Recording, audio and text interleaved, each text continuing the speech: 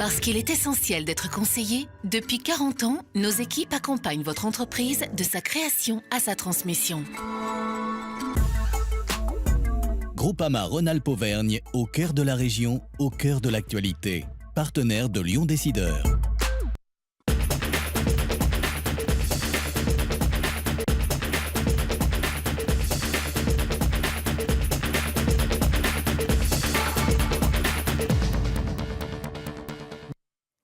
Bonjour, très heureux de vous retrouver dans Lyon Décideur. Hôtellerie, crèche au Luxembourg, santé en Allemagne et en France. Jean-Claude Lavorel n'en finit pas d'entreprendre. Il est notre invité cette semaine pour parler de ses projets et investissements dans un instant.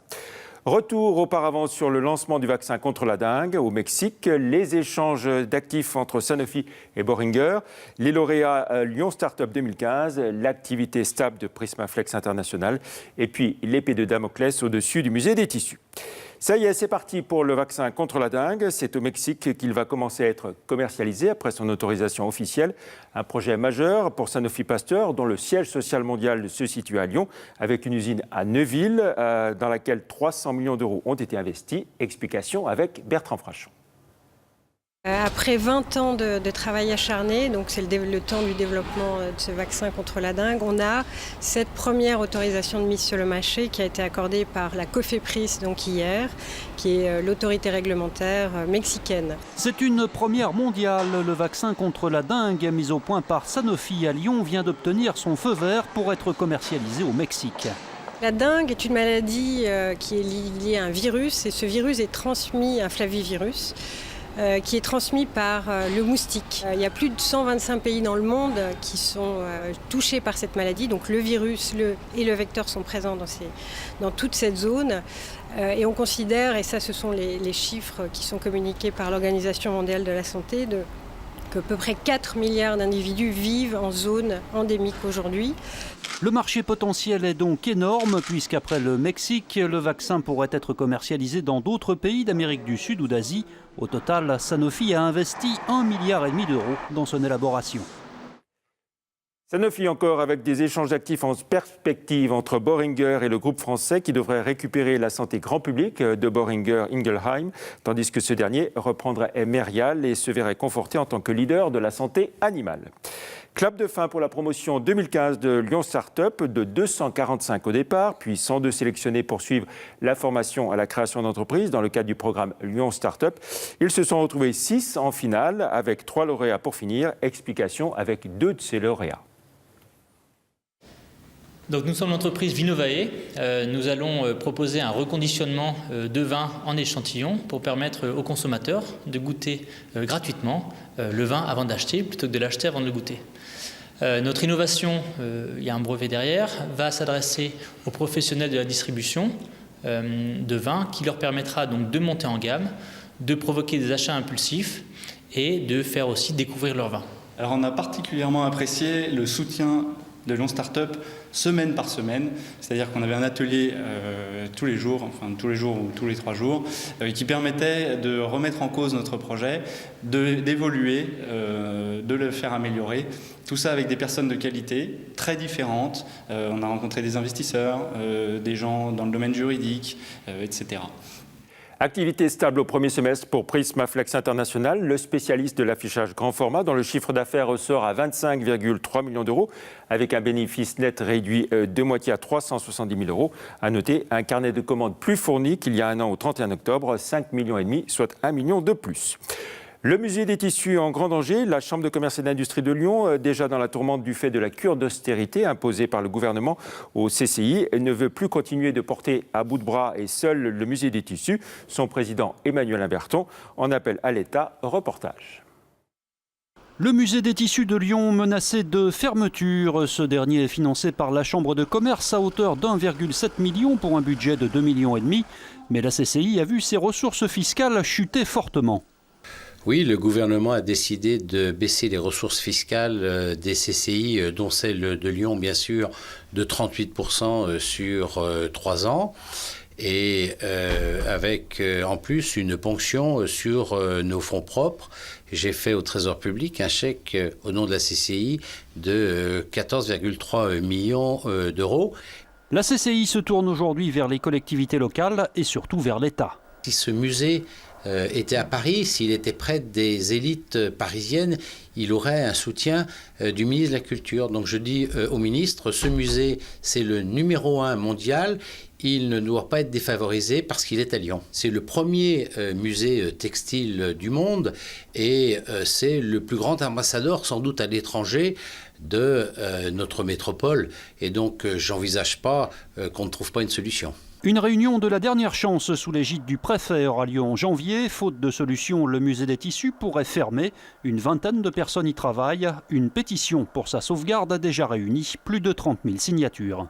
Et on retrouve à présent notre invité, Jean-Claude Lavorel, bonjour. Bonjour. Un peu plus de 3 ans donc après avoir vendu LVL Médical au groupe Air Liquide, vous faites feu de tout bois, à la fois dans la santé, puisque vous avez gardé dans votre périmètre les activités allemandes de votre ex-groupe, mais vous développez aussi en France, on va le voir dans un instant, vous développez aussi sur le créneau des crèches au Luxembourg et dans l'hôtellerie à Courchevel, à Bagnols et à Lyon, avec l'ex-Hilton, racheté à Partouche, et qui a pris l'ancienne Marriott. On peut dire que c'est un chantier majeur pour vous. Ah, c'est un chantier important, oui, parce que d'abord c'est un très gros chantier, 17 000 m² à rénover.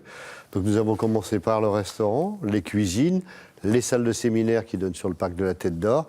Et là, nous venons d'entamer la première tranche de chambres, de 47 chambres, plus le lounge bar, plus le fitness. Et ensuite, on tourne comme ça pendant en gros, vous allez tout refaire, une année. Hein. On refait tout. Ouais. Voilà. C'est quoi, plus de 10 millions d'euros, 12 millions d'euros d'investissement environ, au global? C'est un énorme budget.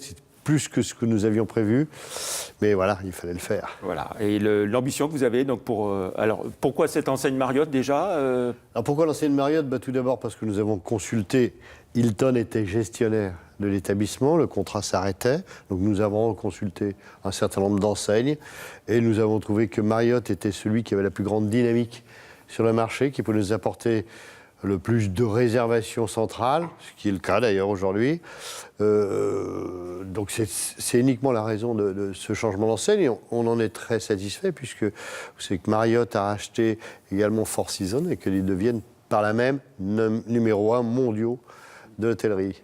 Et l'ambition pour ce Marriott de la Cité internationale en termes de taux de remplissage on est ambitieux, mais vous savez qu'on était à 71%. Maintenant, nous sommes déjà à plus de 80, mais c'est normal puisque nous avons moins de chambres, et c'est de rester aux alentours de 80% de taux de remplissage et d'arriver à un chiffre d'affaires qui dépasse les 15 millions d'euros. Voilà, et c'est toujours un peu difficile le week-end à Lyon. Ça l'est moins. Ça l'est un peu moins parce que nous avons une très bonne équipe commerciale qui essaie de travailler sur ce qu'on appelle le clientèle loisir. Lyon est quand même une ville importante en termes de patrimoine, aussi bien architectural. On a le parc de la Tête d'Or qui est devant, à côté. On trouve qu'on a des atouts quand même forts. Alors, Lavorel Hôtel, c'est pas uniquement donc, cet hôtel Marriott, c'est aussi Bagnols, c'est aussi Courchevel. Bagnols, où vous avez beaucoup investi aussi. Château de Bagnols, oui, on a investi beaucoup l'an passé, en 2014. Et ça, d'abord, je pense qu'une partie du succès que nous remportons aujourd'hui est due à 2 facteurs, 3 on va dire. Le premier parce qu'on a apporté des améliorations, en particulier avec le spa, c'est quand même important. La deuxième raison, et puis la couverture de la cour, la deuxième raison, c'est la qualité du service, et en particulier de la nourriture, parce qu'on a un excellent chef, Jean-Alexandre qui a été primé d'ailleurs. Ouattara, qui a eu le trophée du meilleur espoir des chefs récemment. Et puis la troisième raison, toujours pareil, la dynamique de notre équipe commerciale qui remplit effectivement mieux cet hôtel qu'il n'a jamais été.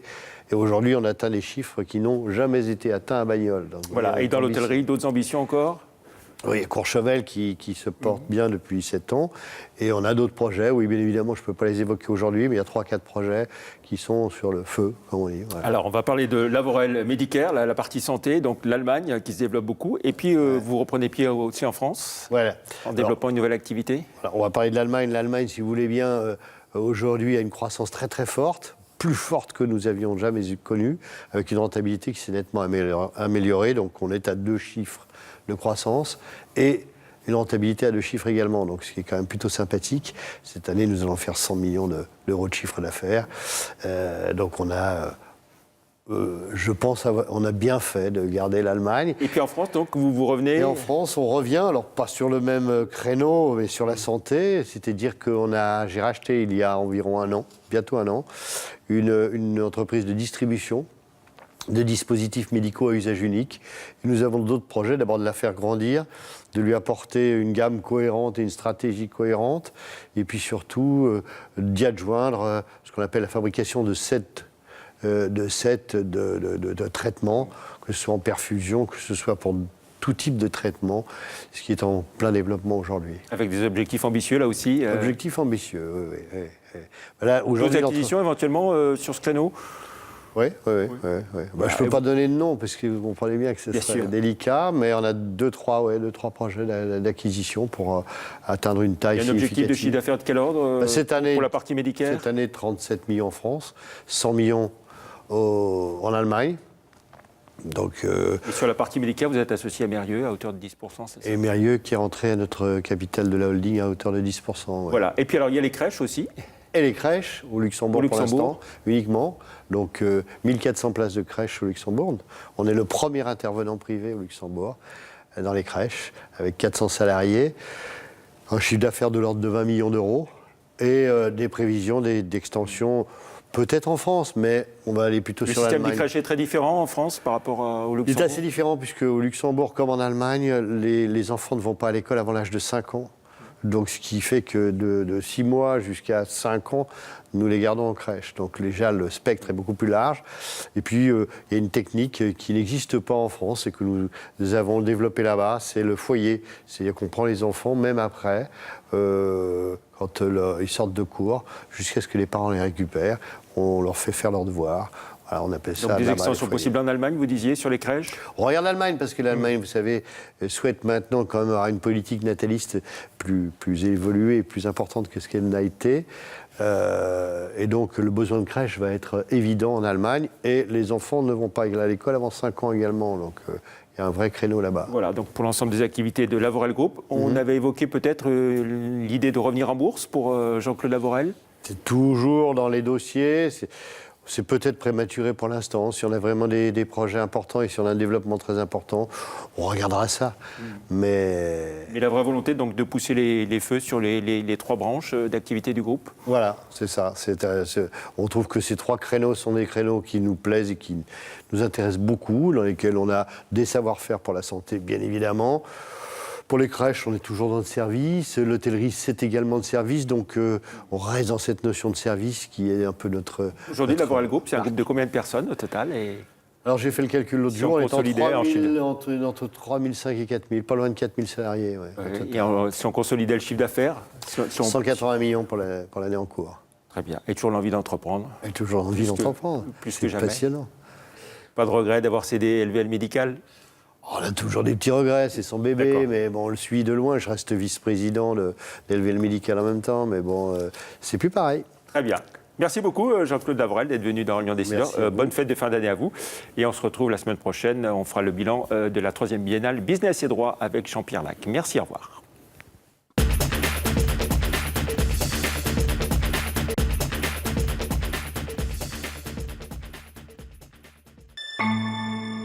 Parce qu'il est essentiel d'être conseillé, depuis 40 ans, nos équipes accompagnent votre entreprise de sa création à sa transmission. Groupama Rhône-Alpes Auvergne, au cœur de la région, au cœur de l'actualité. Partenaire de Lyon Décideur.